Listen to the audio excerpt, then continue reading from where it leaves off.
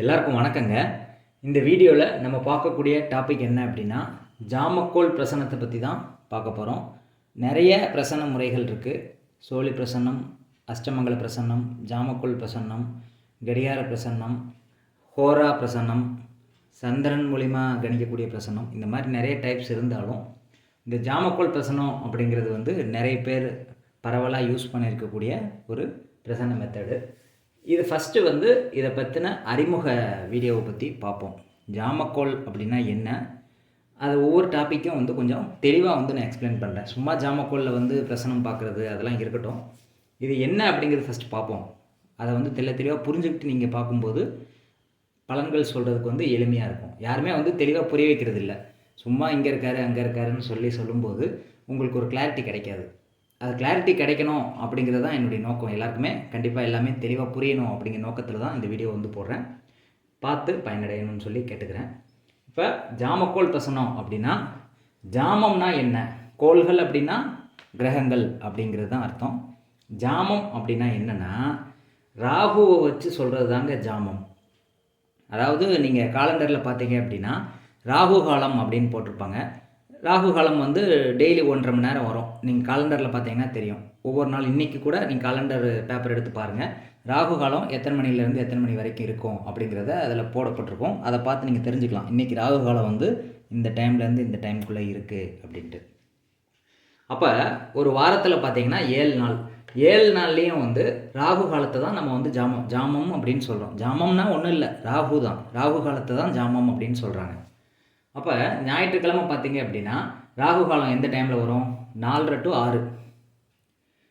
இந்த வரிசைப்படி தான் ராகு காலத்தை பார்க்கும்போது எளிமையாக இருக்கும் உங்களுக்கு. நீங்கள் வந்து ஞாயிற்றுக்கிழமையிலேருந்து சனிக்கிழமை வரைக்கும் அந்த வரிசைப்படி பார்க்குறத விட இந்த நான் போட்டிருக்க வரிசைப்படி நீங்கள் பார்த்தீங்க அப்படின்னா உங்களுக்கு வந்து ஈஸியாக புரியும்.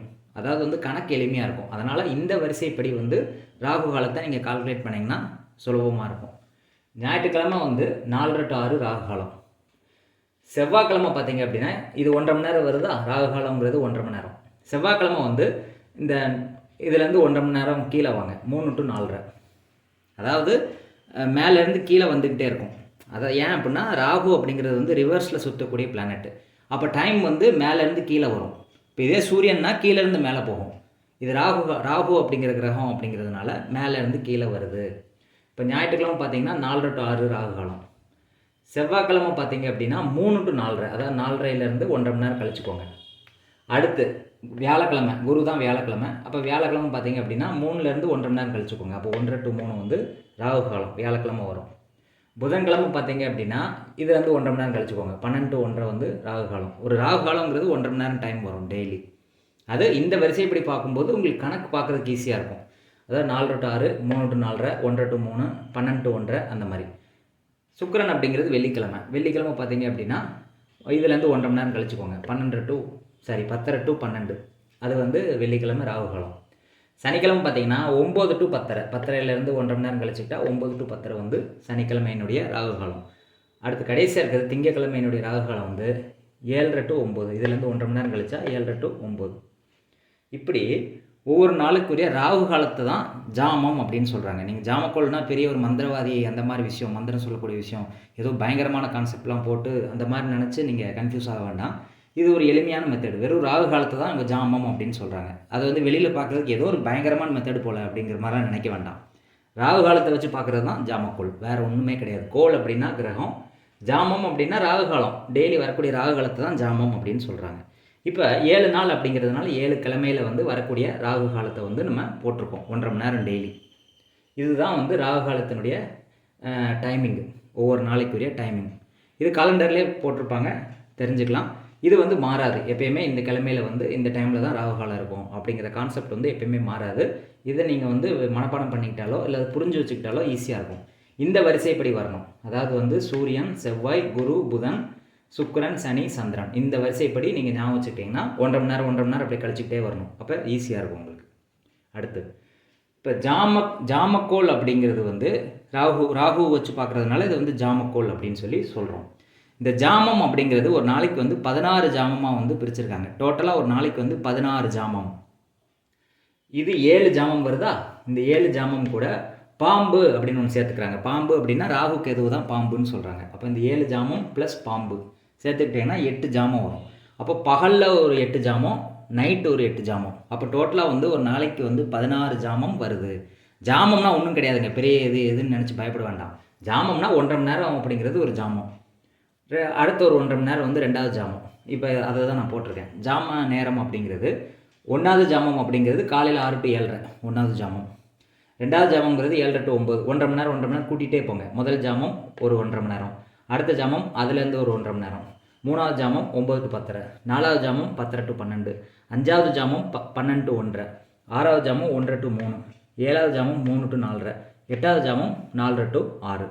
அப்போ காலையில் 6 மணிக்கு ஆரம்பித்து ராத்திரி 6 மணி வரைக்கும் பார்த்தீங்கன்னா 8 ஜாமம் கணக்கு வருது. 1 2 3 4 5 6 7 8 ஜாமம். திரும்ப நைட்லேருந்து அடுத்த நாள் காலையில் 6 மணி வரைக்கும் இன்னொரு 8 ஜாமம் வரும். இது வந்து மாறாது, இந்த வரிசைப்படி மாறாது. இதை வந்து நீங்கள் ஞாபகம் வச்சுக்கிட்டீங்க அப்படின்னா அடுத்து அதை எப்படி ஜாமக்கோள் அமைக்கிறது அப்படிங்கிறத அடுத்தடுத்த வீடியோஸில் வந்து நம்ம பார்ப்போம்.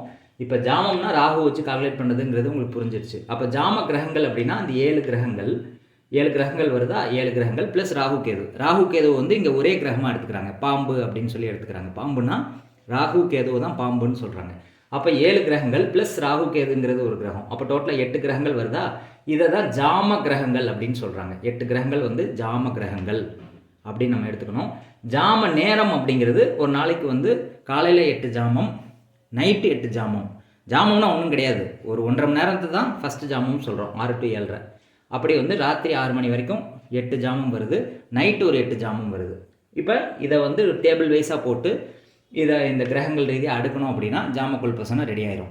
அப்போது வந்து அதுக்கடுத்து இன்னொரு 3 கான்செப்ட் இருக்குது. ஆருடம் உதயம் கவிப்புன்ட்டு. அதை வச்சு ஒருத்தர் என்ன கேள்வி கேட்குறாரு, அது நடக்குமா நடக்காதா அப்படின்னு சொல்கிறது வந்து அடுத்த கான்செப்ட். இந்த பதிவு வந்து உங்களுக்கு புரிஞ்சிருக்கும்னு நான் நம்புகிறேன். ஜாமக்கோள்னால் என்ன அப்படிங்கிறது உங்களுக்கு புரிஞ்சிருக்கும்னு நான் நம்புகிறேன். அதனால் வந்து இந்த சேனல் பிடிச்சிருந்துச்சுன்னா கண்டிப்பாக லைக் பண்ணுங்கள், இந்த சேனலை சப்ஸ்கிரைப் பண்ணுங்கள், இந்த வீடியோஸ் பார்த்து சப்போர்ட் பண்ணுங்கள். உங்களுக்கு ஜாதகம் பார்க்க விருப்பம் இருந்தது அப்படின்னா டிஸ்கிரிப்ஷனில் என்னுடைய மொபைல் நம்பர் கொடுத்துருக்கேன். வாட்ஸ்அப் மூலிமா தொடர்பு கொண்டு அப்பாயின்மெண்ட் ஃபிக்ஸ் பண்ணிட்டு ஜாதகம் பார்க்கலாம். நன்றி, வணக்கம்.